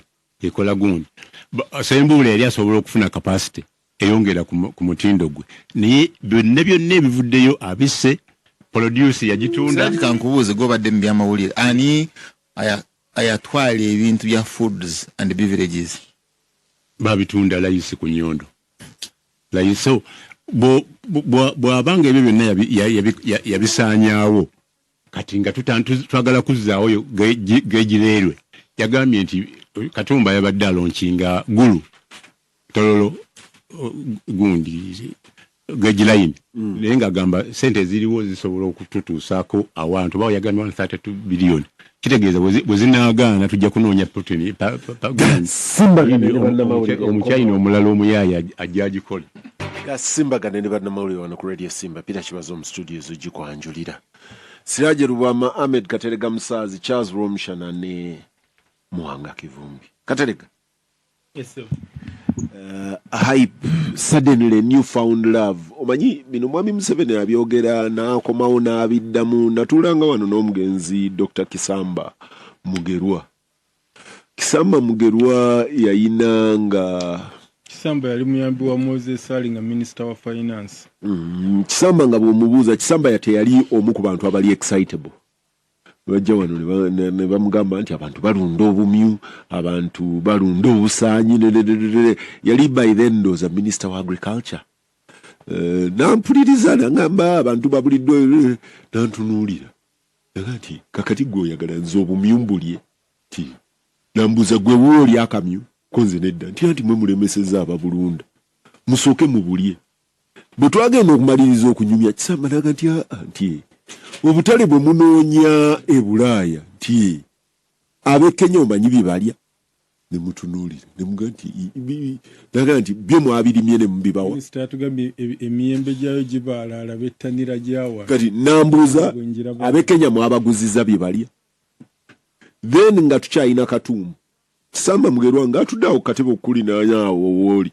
yanga nti Sudaani y'emu ku nsi ezaali zisinga okulya watermelon eya kiragala ngene yebibomboola tennajja nnyo naga nti ezo nti ewaffe ebulemeezi okasuka bukasusa ensigo mu kisaalu ne ziranda nti naye tuzibaguza konze lwaki naga nti temulima nti nze ate kati mubakolere ki nti nze saagala kumbuulira kuba olwo baali ba Dr. Specioza Kazibwe ndooza ne Bukenya oluvannyuma baali boogera ku butale bwaki naga nze tumbuulira ago nti wano waliwo obutale wano Kisamba Mugerwa yagaa nti wano okutulinaana genda olime watermelon eya kiragala omukwafu ti Sudaani bajja zigula bazimerewo naga nti obutale butuli wano soko satisfying obutulinaanye Muwanga yayongeddeko naga nti n'akalintaano ekizibu ky'akalintaano tekajja tuwa forex naye aga nti buno obutulinaanye musooke mu busatisfying nga temunnagenda mitala Peter forex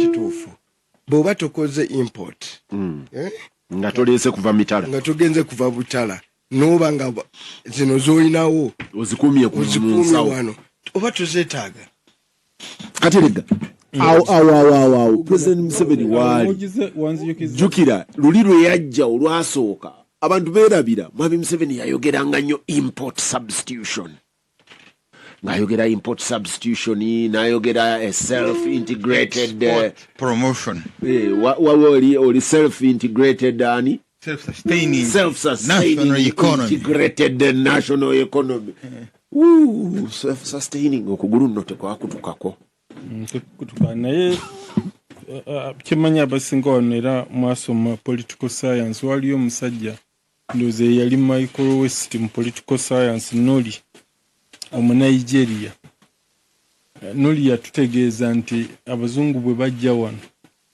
ne batunafuya ne batuliisa ne batulimisa bye tutalya ne batandika otulagiririza emmere ffe wano ndooza baali protectorate twasima tukembeere naye amawanga ago nga Senegal emiceere gye balya bagijja Far East kati nga wano singa omuzungu yali atwagala nnyo kyali kirungi okuleeta pamba naye oba oliawo singa era ya promoting okukomaga olubugo ne muvaamu olugoye olw'omulembe oba oliawo twandibadde kyandituyambye nnyo ate naffe ne bwe twefuga layini eyo tetwagitunuulira ndowooza olwa neocolonialism era ndowooza n'amatooke gafuuse cash crop mu myaka gya kumpi ebbanga lyonna tubadde tugirabanga emmere obumere so okunafuyizibwa abazungu kwe twamala nabo kumpi emyaka 10 bw'olowooza nti mu myaka 3 osobola okukikyusa omulundi gumu, kirowooza nti kisobola okuba nga kyangu. Naye osobola okunonayo eri hadithi ya Nabbi Muhammadi sallallahu alaihi wasallam egamba nti ekintu ekikyamu kijeewo naki n'omukono gwo. Bw'oba tosobola kyogereko. Ekyo nakyo bwe kiba kiganye kitamwe. Kakati bwe bibanga ebintu ebimu president both tekiba both. Bwe kibanga waakiri ebintu president by'atannasobola kujjawo na mukono gwe ng'abyogerako, ffenna tusharinga blame, ffenna tunenyezebwa bwe biba bikyaganye. Bwe wali we nagambye Honorable Muwanga nti bonna be bali mu buyinza ebiremye mwami Museveni era ne mwami Muwanga agabana. Kitambudde Eliangambye mu gwe ojja ku identifyinga nabyo. I'm sure Katerega will be able to identify with this. By 1985, Masaka had 68 coffee factories, 245 cooperative societies, all affiliated to Masaka Cooperative Growers Union. They even had a pineapple factory that made crepe soda. These people murdered them. I'm sure Katerega can identify with these. Kaufo okuzzaawo soda wa Chendishua banyankole kweterana nagisanga mu brigade ya Kamwesiga ng'ali wamu ne mukulukere bakandwana yagwa netaka ne baligabana mu nteekateeka egenda mu maaso ne ettaka lya Bulemezi Cooperative bagitangani Bulemezi Cooperative Union ndoze zali West Mengo East Mengo eryo nakyalayo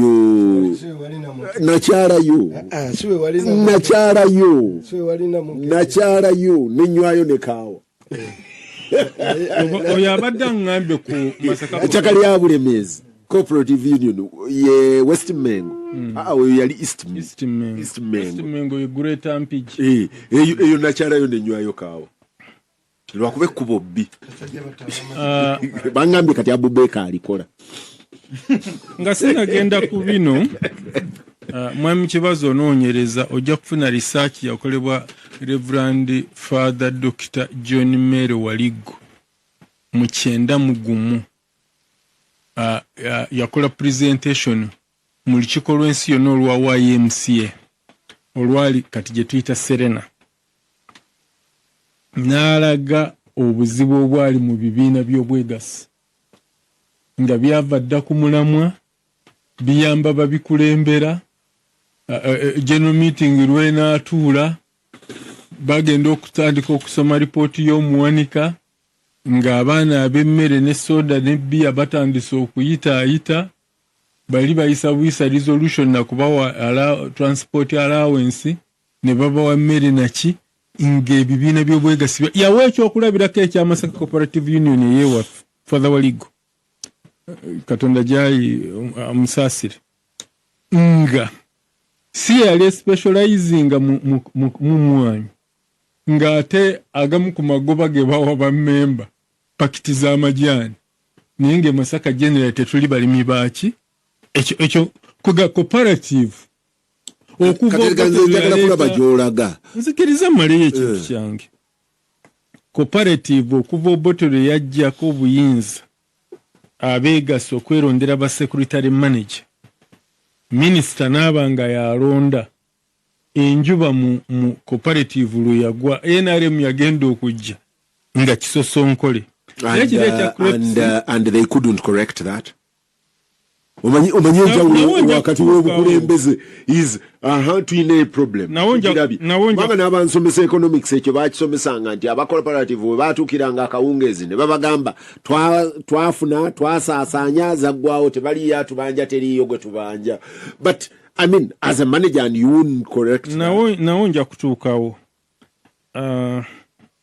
simanyi nawe mbadde naye kye mbadde ngezaako okugamba nti crepes kawefuba akolebwa at least cooperative union y'e Masaka ezeddamu endasi era mu bbanga eritali lyewala nga Mukama Katonda ayagadde soda wa crepes mujja kuddamu okumulaba n'ekirala ebiina by'obwegassi bizzeemu nnyo amaanyi mu Greater Masaka ndowooza n'omuwendo gusinga nga beegatta ku ki gusinga we gwali nga beegatta ku ki mu bingi ate si ku kya mwanyi kyokka because Dani Muliika former Katikkiro yanga nti ekimu ku bizibu bye tuyina olwaleero abantu batugamba nti bali mu bwegassi waliwo n'omwami yali MP wa Kawempe yali wa DP Haji Serunjoji yanganga nti mudirika thank you very much yangamba nti abantu abasinga batugamba cooperative but aba cooperating muina kubeera ne society nga temunnatuuka ku union primary society nti primary society fa abalimi b'ennyaanya twekolamu primary society eyaffe nga abalimi b'ennyaanya nti olwaleero by that time we nali njogera ne mudirikaati yali agamba nti olwaleero obeera ne union gye bakoze ng'erimu ab'ennyaanya erimu abasiika chapati erimu nti there is no purpose there is no purpose wa chapati emugattano wa butto naye bibiina babiyita tugende tufuneyo ku kyembadde ngezaako okutegeeza nti ebimu ku bizibu ebyo naddala ku site ya cooperative yava ku government interference yaliwo mu biseera ebyo abeegasi ne baba nga tebeemalirira nga minisita alina omukono munene mu kulonda ba secretary manager ne bifuuka na byabufuzi nga ba secretary manager balonda ba UPC ne bwe babanga nga si be bandisaanidde okuba mu ekyo kati bwe twatuuka nga ebintu twagoba ba muyindi muzungu ebbula ly'ebintu okusimbira ebintu ennyiriri n'ebirala bano abaali baagala gavumenti okuva mu by'obusuubuzi ne bajja ne privatization nga bw'ogitunuulira olukwakwayo olaba nnungi naye nze ndowooza ensobi yakolebwa twali tulina kukola liberalization zino zi coffee marketing board initially gavumenti bwe yali ejja n'enteekateeka eyo mu 9 yajja n'etulaga lisiti ey'ebitongole byayo ebyali bikola obulungi era ng'ebyo ejja bisigaza 100 ku 100 n'etulaga ebyali bikola obulungirungi esigazeemu ekitundu kigende mu makampuni ag'obwannannyini n'etulaga ebyali bikola obubi ennyo nga bitumenya omwi w'omusolo yateekamu ssente ng'ebyo byali birina okutundu naye bannaffe oba yali privatization yasooka kuba public enterprise reform and divestiture yali ya mukulu Rutaaji akyaliwo bagenda okugisattulula eyali minisitule y'ebyobusuubuzi n'amakolero bagize minisitule y'ebyensimbi privatization unit ewaali mukwano gwa muganda wa muliraanwa wange wano mukulu Mathuru Kikire bo ne batandika kutunda buli kimu ndowooza eyo yemu ku nsobi ze twakola era ndowooza mu paalamenti ey'omwenda ne bakola retreat ekyankwanzi NRM caucus ne bagamba twakola ensobi gavumenti erina kuviira ddala mu byanfuna bw'etyo era wewaava okuddamu okuzzaawo ki Uganda Development Corporation kubanga initially Uganda Development Corporation yayinanga okutandikawo amakampuni abantu bagagulemu emigabo bannansi nabo babe n'obwannannyini mu byenfuna enkizo ereme kubeera y'abamuyindi muzungu ono Honorable Mwange yajja tubulira UDC bagiteekamu ssente mmeka era etambula etya naye wenzikanyaako ne mu byonna ku 1% ne mwami Kibazo wewa ngambye mu president kubanga president ow'emikolo twamukomya mu 63 netufuna president alina obuyinza obujjuvu yadde ssemateeka wa 95 yanafuya president nga kumpi buli kyalina okukola bano bamwanga balina okukikkiriza okikoona bwe bagaana tekigira ki kinavudde mugaa nti basharinga blame naye nga bwe tugenda mu bya constitutional review newankubadde olumu twali twako Obote yali yatukyaya presidency naye ndowooza executive erina okubeeramu ŋŋambye president bw'agamba temuddayo ggula furniture ntebe bitanda meeza bweru atandikirawo kibe atandikirawo ekyo si kigaana kibe era nze nsuubira nti ne bamala baweera emivumu lwakuba omukago gwa Bulaaya nzijukira yali Katikkiro Blair yatuuka okusekana President Museveni ng'amwemulugunya nti tetulina kugaana mivumba kuva Bulaaya emivumba gyo twandigiweze ampuliriza Gasimbagane Charles Rwomushana binayisa mu UNRF yakigezaako ne kitambula okujjako nga tuweze emivumba oba jangoyo oba jangatto amakolero gaffe wano tegajja kutambula kyenjagala okusembyayo ssebo nti okusoomooza kwe tuyina oba kiri eri mu amakolero China okutambula gaje ga out competing isa agawano bamaze kuwera mivumba wangi China amakolero agatunda wanengoyi bamaze kuwera mivumba ebintu by'aba China bingi biri substandard bayina ebintu bya quality nenze saagala kwenyumiza nnyo mu bintu bya China naye kyembadde njagala okusembyayo nga constructive criticism nti bwe twagenda mu AGOA tulina abalala bannaffe era bwe twagenda nabo yadde president bwe yasinkana Reagan mu 1987 namuga ssebo nze sizze wano kusaba buyambi nze tuteeseganye ku ngeri y'ensuubulagano President Museveni yayina input mu AGOA okutandika naye nali ndaba documentary ku BBC ono Kananathani waffe gwe babadde bagamba ne Bwakabaka bwa Lesotho bayina Kananathani waabwe bali mapamba waabwe kati bayina mu fabric gye bajja e Sri Lanka ewaabwe wa Kananathani ne bagiteekeramu muki mu pamba okusobola okujja mu olugoyo olw'omutindo nga beefuza akatale mu AGOA aba Lesotho ekyo ndowooza tuyinza okujjawo emiziziko gyonna ekyo tukisobola kyenjagala okusembyayo wakasembayo emirundi nno mingi President alina okuba n'eŋŋambye bw'aga nti agambye abantu bawulire nti agambye otherwise ebintu ebimu ajja kusigala mu hadith eri gye tugambya ng'ayogerako bwogezi kubanga batekonokratisi be basinga obuyinza ku bintu bino balemesa bingi olw'ebiruubiru ebyabwe ku bwabwe President ngambye wagamba tengambye mbangambye kati gwe obugendera kweyo obowedde omwali kugamba okupata mwanga kivumbi tugaye kupega tu that when you meet mwanga kivumbi gwe kuba nomuleta report so mwanga kivumbi namukubye ngabo walagera nabadde ensaga bakusibe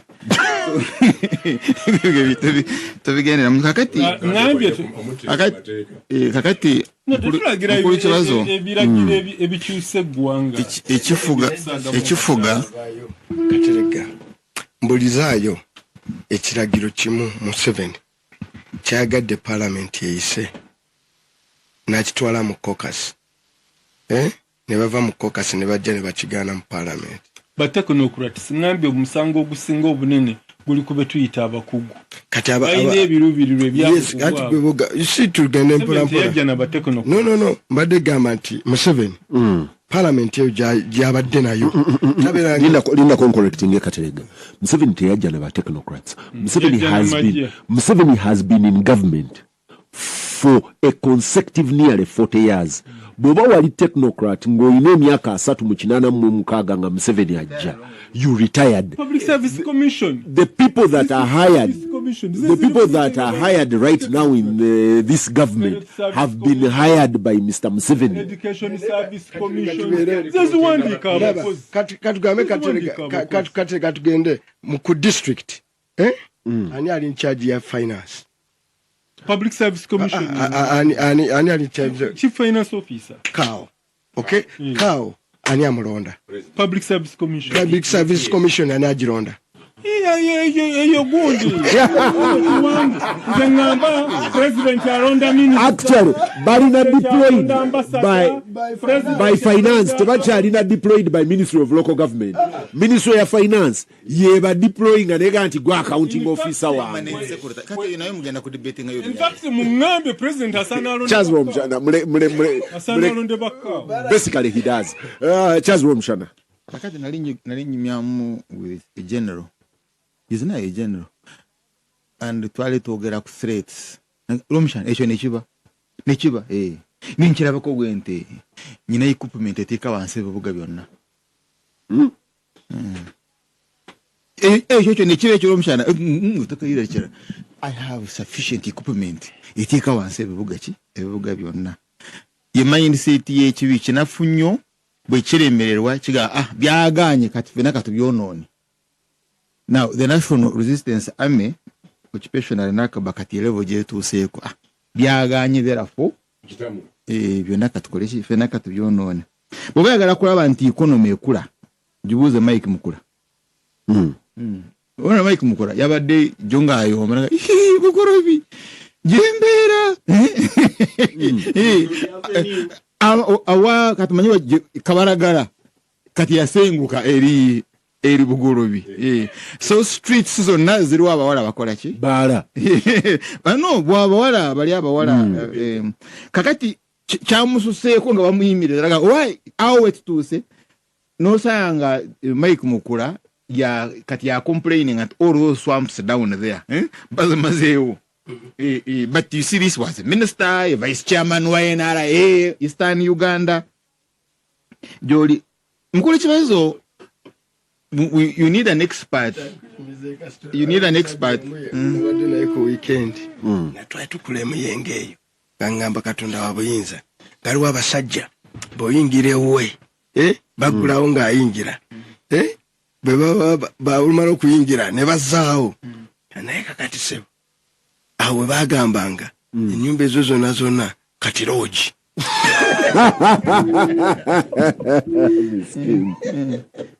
kakati mukulu kibazo kyetulina okutunuulira walayo complaint ya mukulu Museveni olina okunoonya ebigambo bibiri the value chain and the production chain. Kakati mu production chain muina marketing, after sale services, muina warehouses, transporters, etc. Nukutule ne retailers. Abo bonna bajja bongerako ka value. Gemagobaga. That's in the production chain. Then in the value chain muina koza waina kofie. Nti yagamba wa kilo ey'omwanyi London insimbi zafunamu zisinga agirima wano. Therefore tugimupakingire yeri atoliko butozi nga bwateeka mu mazzi. So that we get that money. Kati neerabira kimu nti in the value chain oli kyayongerako last because like marketing marketing bemanyi n'ekifo kyange ku main street London nga nagimarketinga bulungi ba MPs we banywera abagaga we banywera, certainly the price will be high. Bogenda Serena okunywa chupa ya wava yamazi is could be 10,000 shillings. Naye wano bogenda wano kumpi wano is 1,000. So toja gama kakati wa Sheraton oraba anyaze mukulu ava muno kati ora ari mukulu ava muno ekipa mtunda sirinyi 7 oba lukaga kakati agatunda mtwalo gumu. Therefore we must add value. Kati add value kati Sheraton na abira hiyo. No, you see you know kati simanyi kitendo kukola real. We need some bit of upgrade. I will give an example. Kuye because is no, it's just knowledge, simple knowledge. Kakata I will give an example. I will give an example. Nze bwensanga shero eno shero total za mafuta nyoga shero kakata na Rwomushana bwente bwena kuba nali. I've just been liberated a few hours ago. Kumanya share is not share, it's Viva Energy. Na yekati guteka kwa kapande onulenga tewali kigambo share uteke ku Viva Energy. Ula wantu wanagagula nikala baziremezako anti kala tezibera zizo yagula franchise kakati wala yagula franchise nga agisasulira sente nyingi nnyo. I know ye value ye, it is his value, it's a marketing strategy. So kakati Germany bwebanga yina akatale Russia olwokuba na yegula gasi ya Russia nega nawe ogenda kungula ku omwanyi ne gujja. Now Charles, you're speaking the international business frontline bwefaanana anti oli mukwano walwa katugo oli mukwano wa Drake lwabo kati nze twayombayombamu kati genda omugamba musomesa ebyo you need to learn for instance gana amafuta agajja wanaga getunywa tulina kunoonya virgin market breaking into virgin market naye tujagenda amafuta getunywa for instance suga nti buli petros buli oil fuel company ina ship yayo it is the same ship otherwise you wouldn't have where you would dock those ships ku Mombasa tukimana tujja ku ship munaye buli omwe ina marketing strategy yongera ku value. So if anti ke mudala gwe twakozesa abia tewagulabye kati nze siganye anti you see now we invest olitalyanga avocado kati bagenda kugisiika because the sab gogoyogera ko oli kumanya value ya avocado nze nakulani ya avocado secondary ngamanya avocado jiramu boti noteka kubijanjalo nolya. That's why it's a delicacy here. But if the guy in Sabia wanga tarabanga ko avocado, you have to invest mu kumusomesa na akolachi na agitegeera. And the bazunga are good. Zezo ba muwanga ze baba wadde. Now I will give you another example. Ebi nyewa nze bimpomera nga bwembisika fresh when I roast them fresh nembiryanga bichayocha. Mi chimpomera. Kati yagamba hanzo okufuna mu Rwomushana kangene mbisike mbiparking mbirete mukavera. Really so therefore chichi je ebinyebwa ebiri actually Rwomushana ekyo kyoyogedde omanyi industry ezimunzibu emmwanyi zino bwe bazigamba abantu nti okuzongerako value emmwanyi abantu abagagga gye basinga okunywa obutale obusinga obugagga banywa zino empeke nga bwozirawo bwozijja mu nnimiro n'ojjako ekisunku ne bazisiika abantu bagula mpeke buli ekonomero zigaggawala zaagala brewed coffee ng'okuba emmwanyi yo wali n'ogisekula tolina value gy'ogyongeddeko okujjako okugisiika n'oteeka wali because coffee we drink aroma and color n'okuba akawoowo si abaavu miskini abayinike be banywa tinned coffee ono instant coffee waabayinike atasobola kubeera na brewer mu office naki be bamunywa era China ebadde etandise okunywa tinned coffee oyo instant bwegenze egaggawala abagagga e China nabo ba breaking out kati nabo baagala kwekubira kubanga ogula ewa muwanga n'obeerawo wali akuma ne kakaaba mwami kibazo ononywa kawa n'akuba mu ennyumba yonna neewunya akawo tali anseenene kati alo anseenene kye tulya ziri enseenene zitugaya tulya kali kawoowo so I need them fresh you see actually bwe mmangula enseenene ate saagala oleetere enseenene nga nfu olwa chabantu chebazikola nga kuzikwata ne chemicals kati nze njagala nga zikyalina namu. That is what I value. That is the value. Now let's go to the product nga babadde akigamba. Stephen Banya yaleeta idea ey'okugulawo coffee shops in China and he got to the market and he amulemesa Mukulu Museveni himself and Mkurukere Bakandwana. Now abamukwata ne bamutwala Belgium ne batwalirako ne mukwano gwaffe nga birano. It's a long story, but even here where they are in Eduka Grand Imperial where they are in Eduka Ban Cafe where in Eduka genda okaterero they are Chinese toys. So if you could not subsidize no yamba ko Stephen but at least could rent waberewo that idea at someso kunywa mwani that guy used it to kino kyoyogera okusomesa Stephen when you tried me naga Rwomushana gendo somesa abantu eyo mchara bali kuwalaji actually nze omanyi bwe ngamba abantu bw'oyitanga ku Ban Cafe awo ku KPC building n'oyitawo wabweru ng'akawuka kuba bw'oba oyinamu etaano noga why kanywe genda wo the one who is selling Chinese toys can pay rent ayali atunda w'omwanyi cannot pay rent. Now let's go to his farm. Kisozi farm obuze ani mukwano gwo Rwabogo his idea neba nange nduddo mulaba ku kitabo tunyumya ku kitabo mubuze nti idea yeye yemwani esabya jabade eri bankable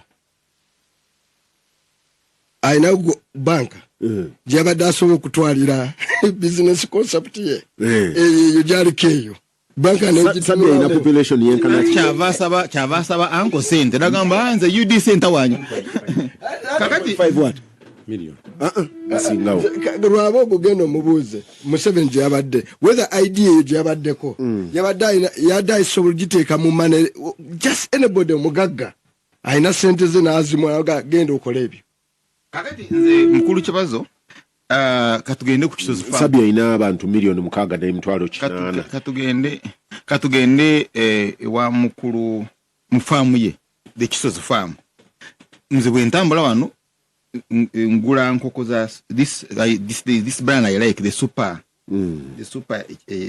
chick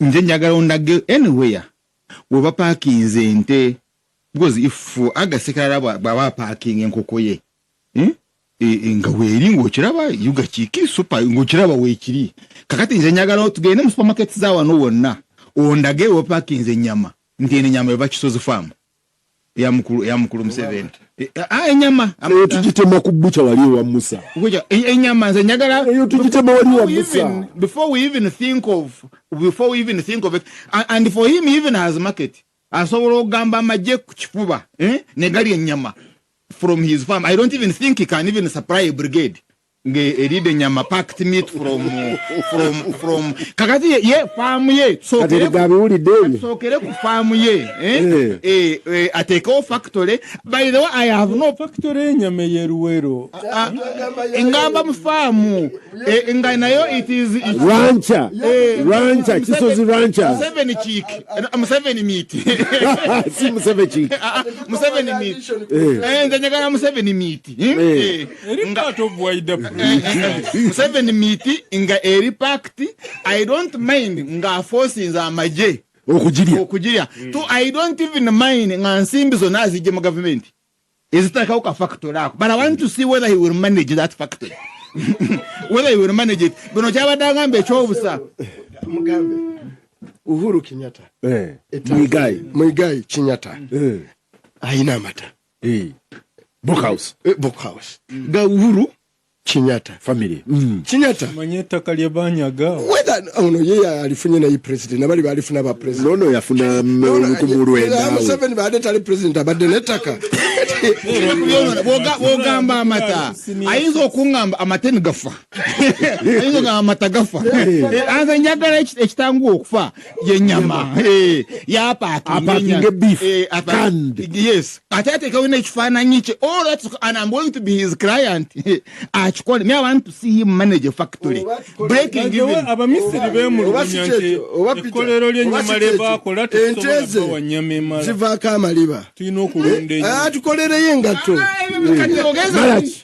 nze ngambe I want where I can copy njagala where I can copy ngende waaga nkope and okope ngeri ja parking enkoko lwache enkoko za parking tezikola ki tezone. How would you preserve using IC omune ebirala? I just want to see enyama ngene eva mu farm ya mukulu Museveni ngeri kenda ya Museveni ziri amayembe gali ebirala byona ebiri complicated agira yabireka where you can go copy and paste one mu Uganda and I am going to support him ngamaje gagabigula where I will support him now ogenda kugula and I'm going to support him nga government ya Uganda ye mwasente. I want to see him as a model producer in Uganda of meat. Then I can get more complicated economics that the local farm ekole mitayimbwa supplying the karuma.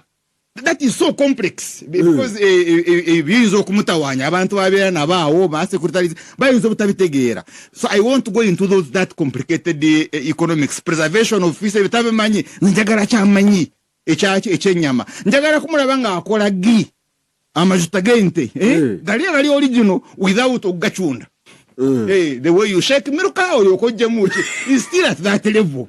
Kakati then how is he going to talk about adding value on coffee jatamanya na kumanya ebirozo by'owulira mu programu eno si ya radio Simba n'abagindukanya wabula by'abantu kinoomu weeyongera okuwuliriza. president tayinza kubeera ku level ya kucunda majuta. Ne Uganda mu supermarket ndabu omuzigo. Gasimbagane ne bannamawulire radio Simba. Dakiika emu Siraje. Africa yazeeyo mukuzi.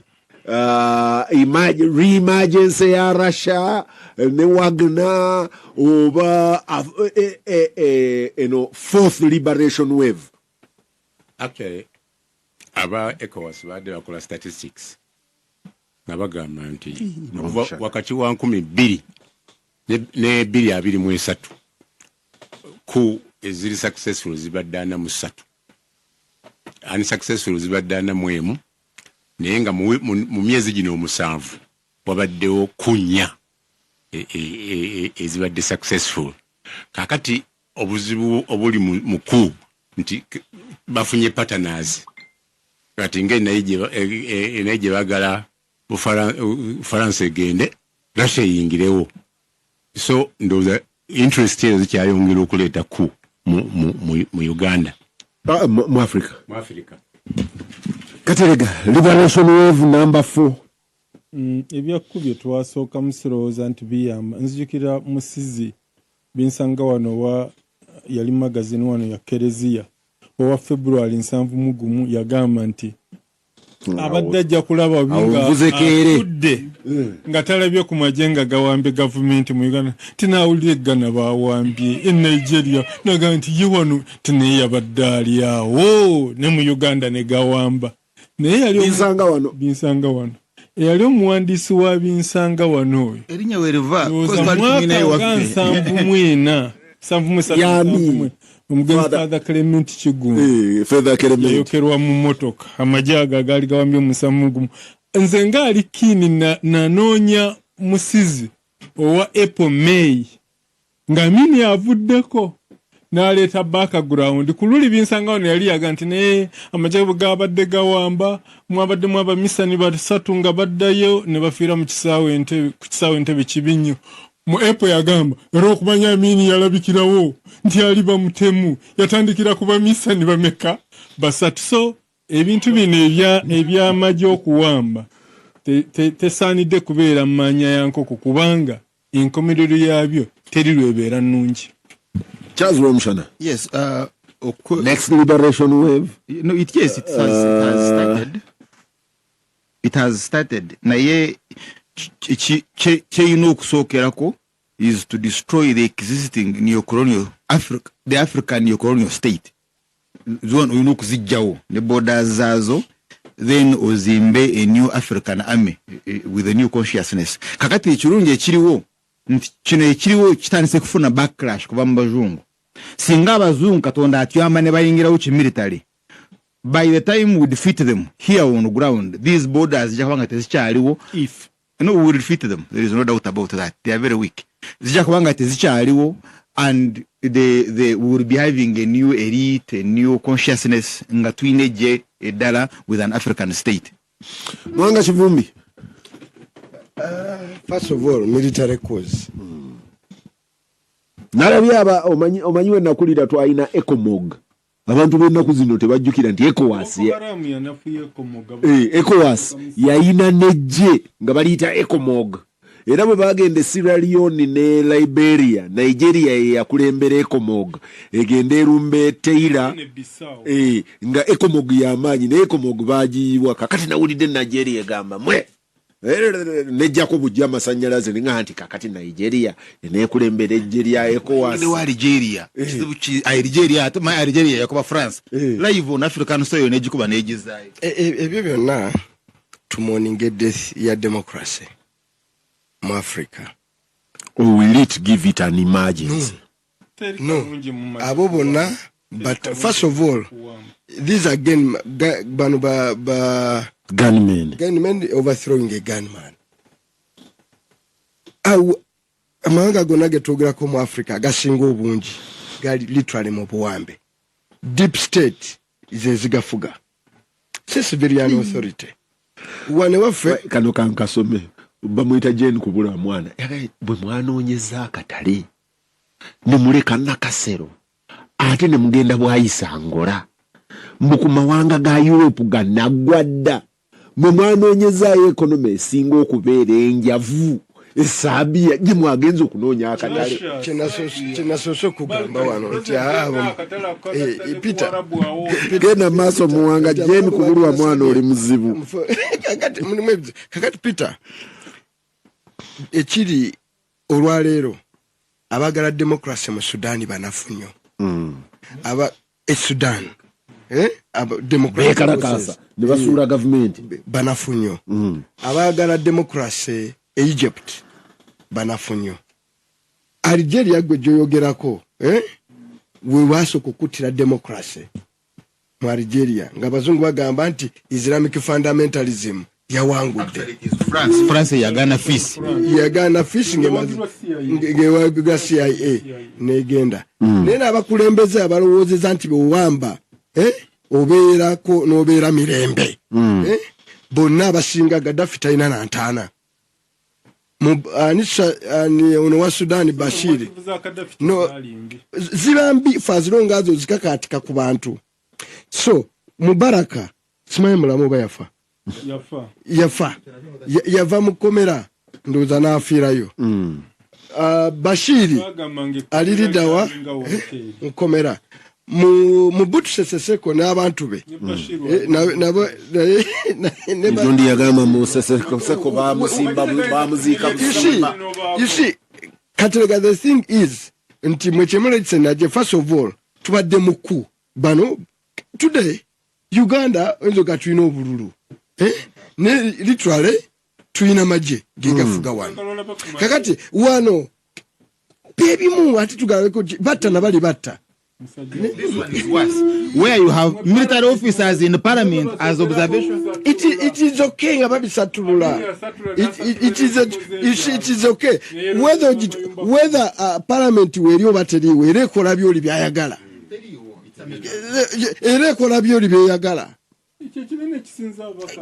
Whatever anti parliament si abantu agibribinga gweno nebogamba agibribinga nagikolako no katika tontweka kuto don't personalize the argument kati nze ndi minority in absolute minority chebayagala nendi mu minority so katerega so olwaleero luno kyetwogerako ezo zonna dark forces nabana abogera ku democratic simanyatu democratic forces z'abalole zijje ziwambe you are all bloodthirsty people mugenda kutta abafirika babwerere so at the end of the day nze jaga kukanyako ne Katerega lwako luli abadampa kanya nti obuliisa maanyi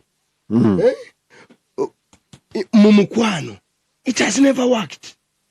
Kibazo ino mwana wo Katerega ina abantu wakola luli embagano gabo mwala waffe how would you feel ng'esajja lyamukwata the rapist ne nilimalawo emyaka 3 negandi omanyika kati ndesa amahare nzize ne yanjudde goroza nerabira ati mwala wange wasoka mukwata ndesa kigula ruji Or value addition. ndesa kigula ruji